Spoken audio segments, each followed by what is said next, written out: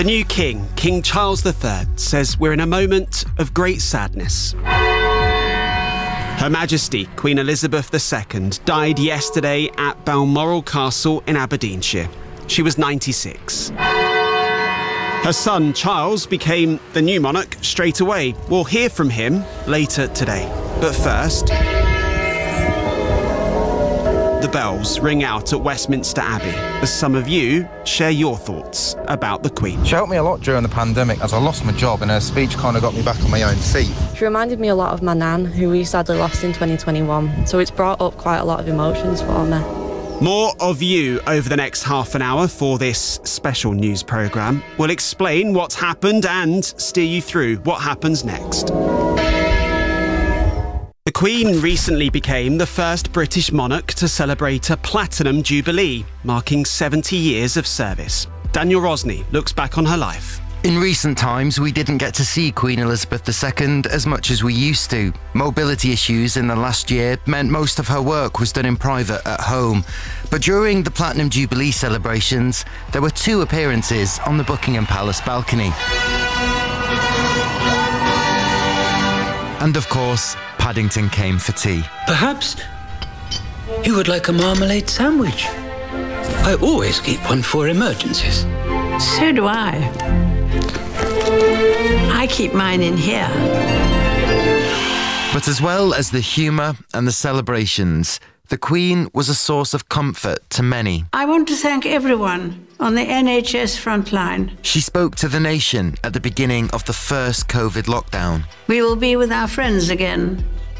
We will be with our families again. We will meet again. We see her face every day on our coins, banknotes and stamps. But there were occasions when her physical presence touched people. Thank you for living. Yeah, I live right in front of it. We were evacuated about 1 o'clock. Like when she met with residents of the Grenfell Tower disaster, days after a fire ripped through the 24-storey tower block in West London. So you've been volunteering too? And the time she visited survivors of the Manchester Arena terrorist attack, speaking with teenagers and parents, not just about recovering, but also about Ariana Grande, who was performing before the bomb. And you had enjoyed the concert, presumably? Yeah, it was really good. Was it? Yeah. I got to meet her before the concert as well. She was lovely. Really? Yeah. Did you? More than 80% of the British population have only ever known her as the head of state. She was the longest-serving monarch in British history and the second longest reigning in world history. I don't know that anyone had invented the term platinum when I was born. You weren't expected to be around that long. Princess Elizabeth was born in 1926 on this road in central London. There's a plaque to mark where a house used to be, telling passers-by it's the site Elizabeth Alexandra Mary Windsor was born. It's now a restaurant next to a showroom that sells cars. It was never a palace or a heavily guarded castle. That's because the baby born there was never supposed to be queen. On this day, the decision of King Edward VIII was awaited with anxiety throughout the empire. It was only when her uncle, the king, stepped down to marry an American divorcee that her dad was put on the throne. And at the age of 10, Elizabeth became the heir, just before World War II. When she was 14, the then Princess Elizabeth made her first broadcast on the BBC with a message for children who'd been evacuated. When peace comes, remember, it will be for us, the children of today, to make the world of tomorrow a better and happier place. Children were moved out of London to the countryside and to places as far away as Canada or Australia for safety as bombs were dropped on the city. Elizabeth, at 16, joined the army, driving lorries. It was around this time she met the man she'd marry, Philip, a prince from Greece. After their wedding in 1947, they had 5 years raising a young family, and Elizabeth supported Philip's career in the Navy, but her dad, King George VI, was sick, and she had to take a trip on his behalf. It was February 1952, when she was 25 years old, and her life changed. The king, who retired to rest last night in his usual health, passed peacefully away in his sleep earlier this morning. You might have seen parts of this dramatised in The Crown. My name is Elizabeth. in Long Live Queen Elizabeth. While parts of the Netflix series have been fictionalised, some parts mirror reality. Do you suppose I might borrow it for a couple of days, just to practice? You can't look down to read the speech, you have to take the speech up. Because if you did, your neck would break, or it'd fall off. Majesty's a pretty nice girl, but she doesn't have a lot to say. Back then, the Queen was a symbol of youth, glamour, and a look forward for the country, a sign that change was coming, a more modern monarchy for a modern country. Her Majesty's a pretty nice girl, someday. The public felt similar 30 years later about another member of the royal family, Diana. The first wife of the Queen's eldest son, Charles, and mum to William and Harry. That marriage didn't last. And in 1997, Buckingham Palace has confirmed the death of Diana, Princess of Wales. The princess died following a car crash in Paris. A statement from Buckingham Palace said the Queen and the Prince of Wales were deeply shocked and distressed by this terrible news. It was one of the most difficult periods of the Queen's long reign. Many were unhappy with how Diana was treated by the royals when the marriage broke down. I'll have no more time for the royal family. Now she's gone. The royal family they've just gone down, in my opinion. They really have. Because they haven't shown, that they cared at all for her. The Queen was criticised for not publicly showing her grief, with newspaper headlines reading, "Show us you care," "Where is our Queen?" and "Speak to us, ma'am." Eventually, she did. What I say to you now, as your Queen and as a grandmother, I say from my heart.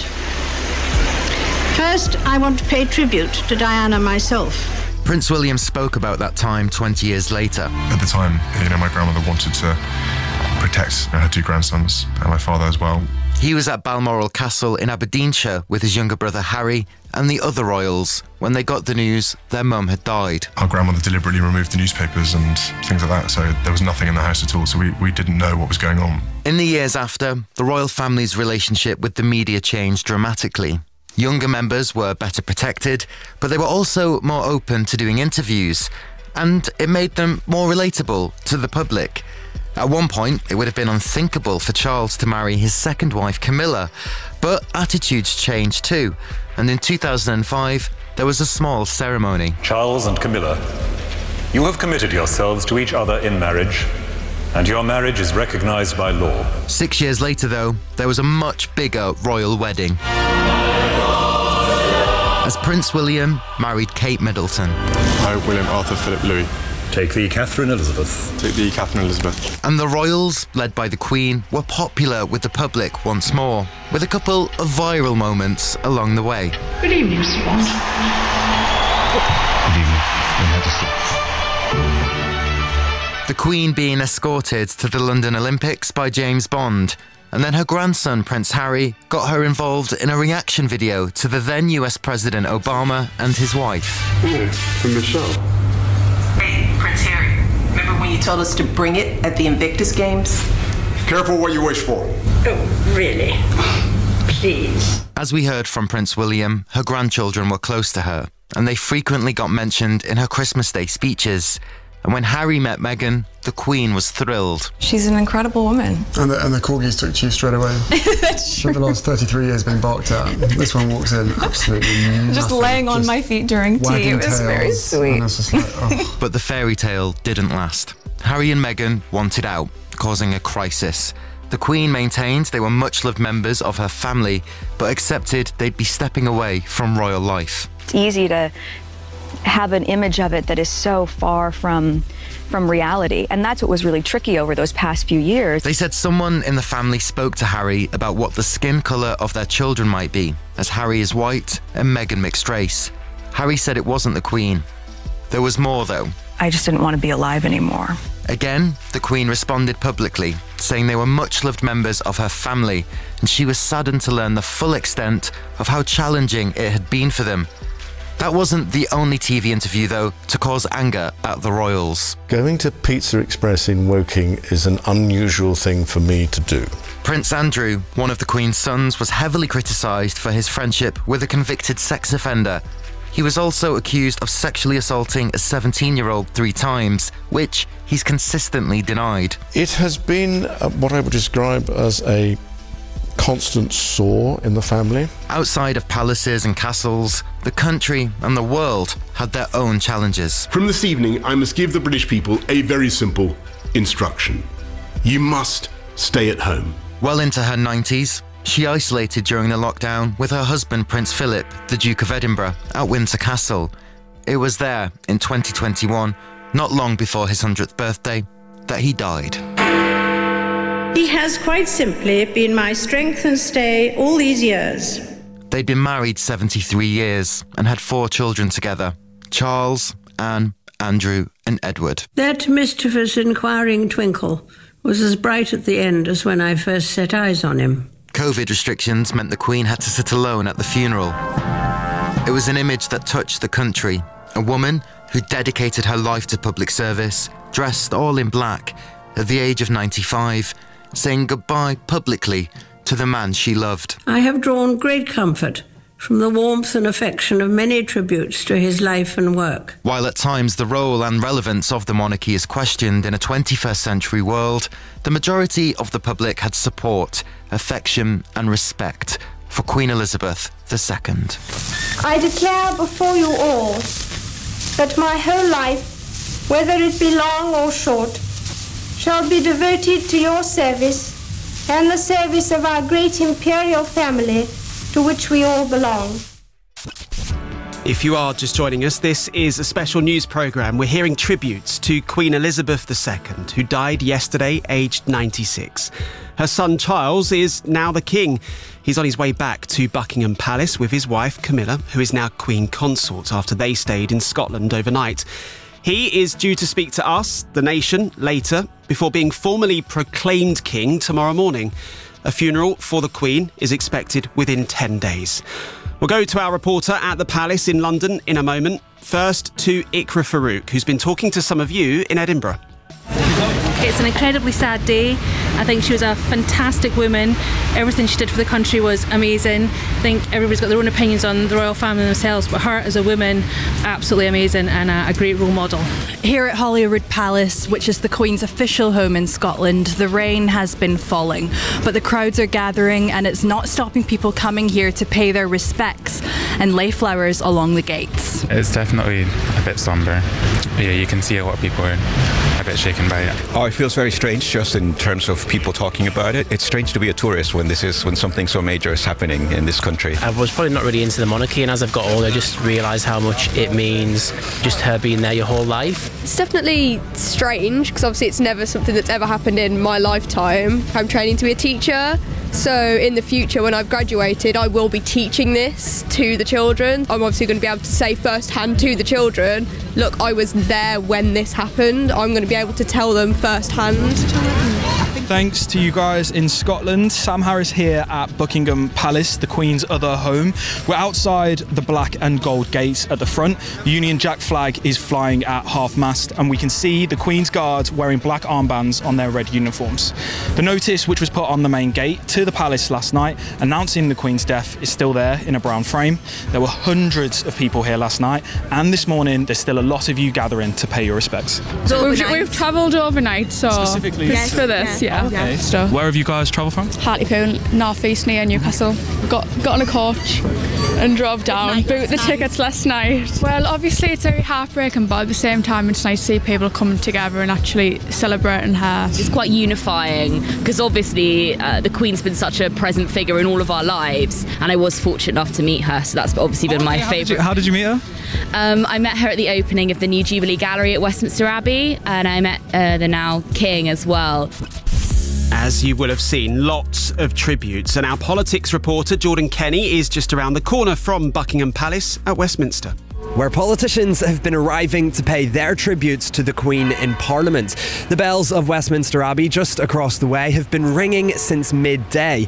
At 1 o'clock, a gun salute will fire 96 rounds to mark each year of the Queen's life. And tonight, there'll be a remembrance service. The Prime Minister, Liz Truss, is expected to be there. World leaders also remembering the Queen. Charlotte Simpson has been across those tributes. Yes, including from many that had the chance to meet the Queen during her reign. reaction. From US President Joe Biden, who described her as more than a monarch, to New Zealand's Prime Minister Jacinda Ardern, who says she was extraordinary, and from Canada's leader Justin Trudeau. She was one of my favourite people in the world, and I will miss her so. I had the opportunity to meet her before she passed, and she was an incredibly gracious and decent woman. Working till the very end on behalf of the people she loved. We've also heard from athletes to musicians, even film characters. England football captain Harry Kane's posted on social media saying the Queen was an amazing inspiration, while Harry Styles led a round of applause in memory of the Queen's service during his performance last night in New York. And after meeting her several times over the years, as we heard earlier, Paddington Bears tweeted, "Thank you, Mum, for everything." And you might remember the Queen visited these BBC studios back in 2013. But it's not the only time members of the royal family have visited. In 2017, the Duke and Duchess of Cambridge joined Scott Mills to talk about the Queen on what was a very special day for her. Because it's your grandmother's 91st birthday. Do you still get her a present? It's quite hard to know what to give the Queen for her 91st birthday. She hasn't already got. What on earth? I mean, let's be honest, most 91-year-olds have got everything. Yeah. What do you get them? It's a constant dilemma with my grandparents. Oh, is it going to be gloves again? Oh, I'll get her a scarf. What do you buy? Well, you're very good at making things, so... Yeah, we've tried making a few things. Now we've got another great grandchildren around, you see, they can make stuff, and of course that goes down really well. Yeah. It doesn't matter what it looks like, it just goes down really well. Right. So we stick to those sorts of presents. As we just heard then, tributes are coming in from around the world, not least because the Queen was head of state in 14 countries outside of the UK, in Australia, New Zealand and Jamaica, for example. She was also head of the Commonwealth, a group of more than 50 independent and equal countries, home to 2.5 billion people. Here is the Queen talking in 2018 and explaining what that group does. We are one of the world's great convening powers. A global association of volunteers who believe in the tangible benefits that flow from exchanging ideas and experiences and respecting each other's point of view. Some see Elizabeth II's commitment to the Commonwealth as one of her greatest achievements. When she became Queen, her empire, once the largest on earth, was collapsing around her. Country after country had voted for independence, but the Queen made the Commonwealth a priority, and under her leadership it grew. But for how much longer? I want to say clearly, as I have said before, that each member's constitutional arrangement, as republic or monarchy, is purely a matter for each member country to decide. In June, the then Prince Charles told those countries which still had the Queen as head of state they could transition to a republic if they wished to. In 2021, Barbados replaced the Queen with a president, but has stayed in the Commonwealth. And the Jamaican Prime Minister has previously stated he wants his country to go the same way, while Australia's Prime Minister has expressed a wish to become a republic. With more on some of those Commonwealth countries, here's Anchor Desire. Yes, Ben, the outpouring of tributes from leaders has shown the high regard and affection that the Queen has been held in. The Indian Prime Minister Narendra Modi says he'll never forget her warmth and kindness, while the leader of Gabon, which is one of the newest nations to join the Commonwealth, describes her as a great friend of Africa. The Queen visited many of the Commonwealth countries, including Pakistan in 1997, where she showed her human touch during a trip with the Governor of Punjab, Shahid Hamid. She noticed a very large number of people gathered, and she said, maybe walk across, and she walked across and she interacted with that crowd. Absolutely not concerned about the security. The Queen also made a big impression on British Asian communities across the UK.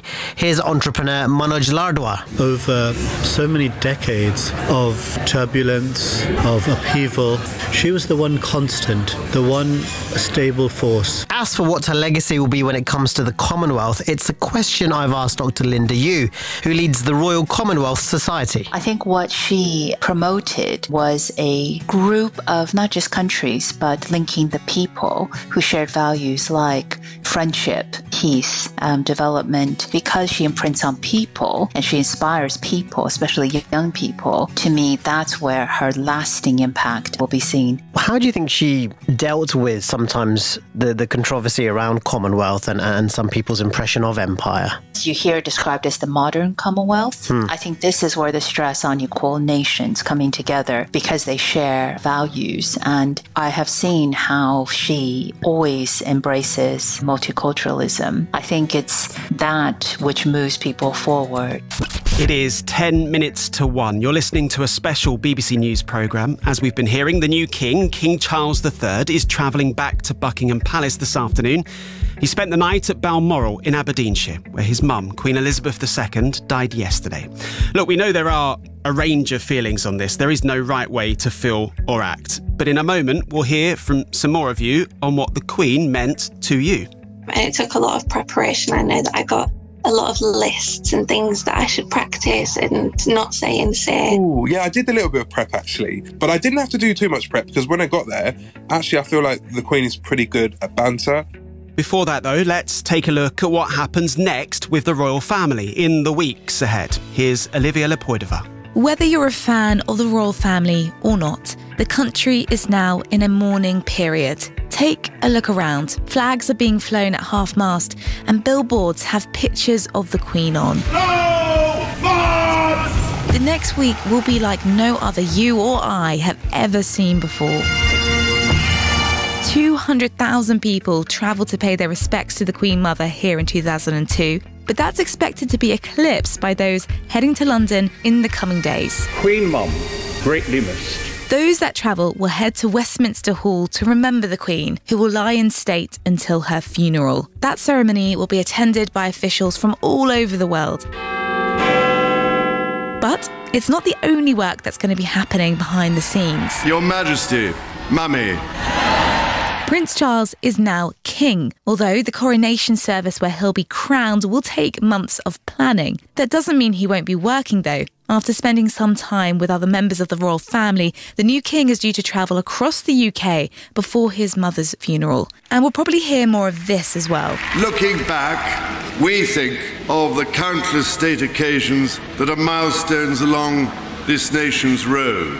And you will think of red boxes filled with government papers at the end of the day. This is him paying tribute to the Queen at her Platinum Jubilee party.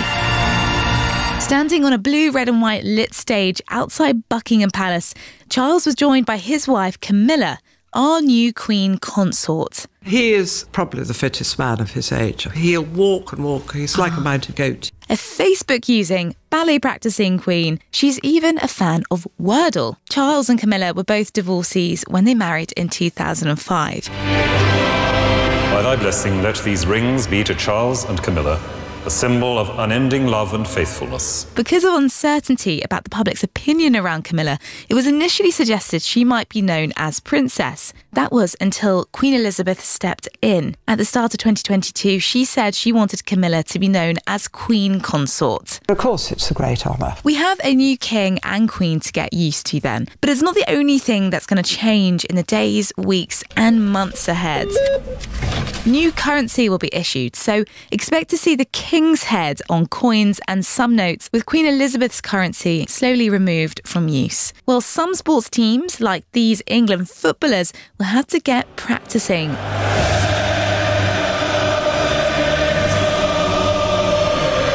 God Save the Queen will now be God Save the King. The content and tune will remain the same though.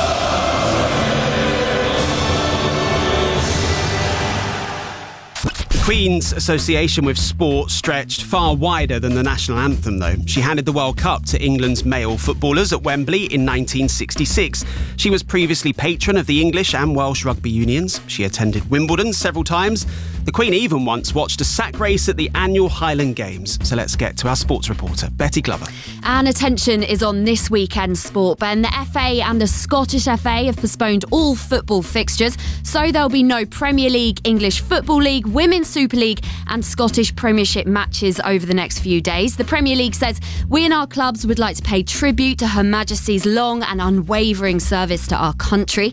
Today's play at golf's PGA Championship and the cricket between England and South Africa have also been called off. But, Betty, we cannot talk about the Queen's love of sport without mentioning her biggest sporting passion, horse racing. Which has also been cancelled. Her Majesty entered horses in thousands of races, winning hundreds of them. Jockey Tom Marquand has ridden more than 10 of those winners, and he's been talking to us about meeting and riding for the Queen.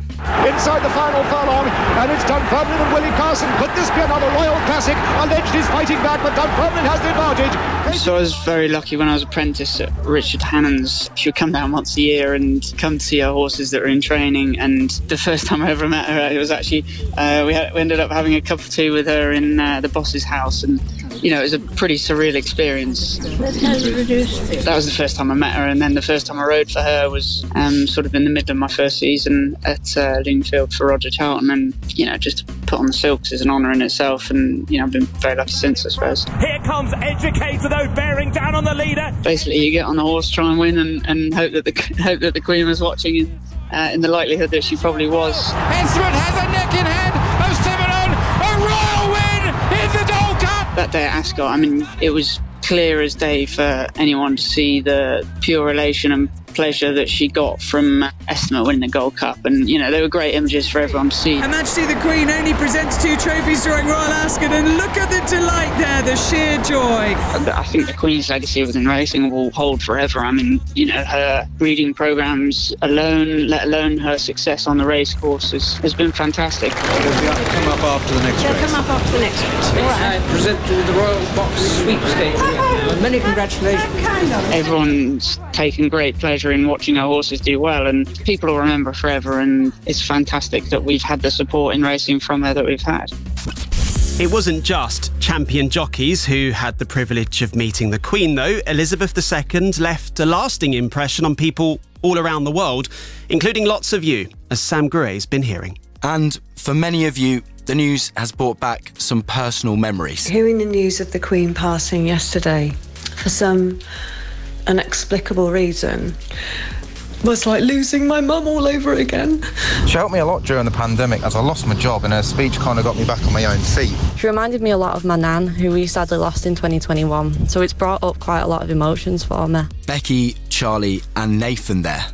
Alex lost her granddad recently. Really feel for the members of the royal family that weren't able to get up to Balmoral in time to say goodbye to her, because I had a similar experience with saying goodbye to my grandpa. He sadly passed away the day before I was due to see him. Some of you met the Queen too, like Alex and Sophie. I was chosen out of a hat to present her with some flowers on the day. It was very exciting getting to meet her. It was a pretty nerve-wracking experience, and it was for my work in tackling bullying, so I was really honoured to be there. And it took a lot of preparation. I know that I got a lot of lists and things that I should practice and not say and say. When I got there, actually I feel like the Queen is pretty good at banter. She kind of puts you at ease, just like she's put millions of other people at ease in the past. It's real nice to think that, they took an interest in... This is her having a bit of fun about a cake and the Platinum Jubilee. I think I might just put a knife in it. I think that's a really good idea. Here's Charlie again. I know a lot of people will be feeling this way. She was the longest reigning monarch and the only Queen that I've ever known, so it's quite a big shock. But I just want to let everybody know that you're not alone, and it's okay to not be okay.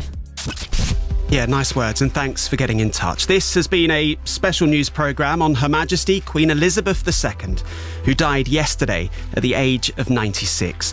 Her son Charles will officially be proclaimed king tomorrow morning. He'll be known as King Charles III. And he and his wife Camilla, who is now Queen Consort, are flying back to London. They stayed overnight at Balmoral in Aberdeenshire, where the Queen passed away. He is due to make a speech later this evening, and a funeral for the Queen is expected within 10 days. King Charles has called this a moment of great sadness. remember, it will be for us, the children of today, to make the world of tomorrow a better and happier place. You've got to be a big fan of the Queen. She drove the ambulances back in World War II. She is a queen and the Queen. I declare before you all that my whole life, whether it be long or short, shall be devoted to your service and the service of our great imperial family to which we all belong.